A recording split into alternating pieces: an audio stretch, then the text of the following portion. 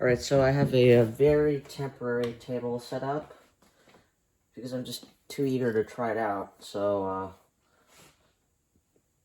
let's see what'll happen here. I'm positioning the camera here because I need to stand away from the saw in case something happens. So, let's put the camera here. Let's see what happens.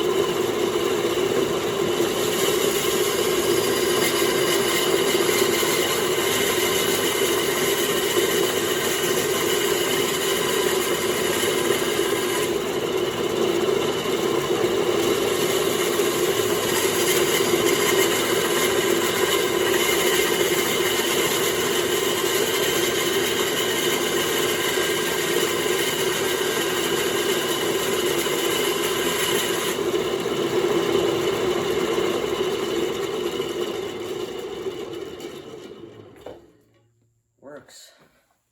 Sweet. That's the cut I just made. It's a bit rough, but works pretty well. It cuts.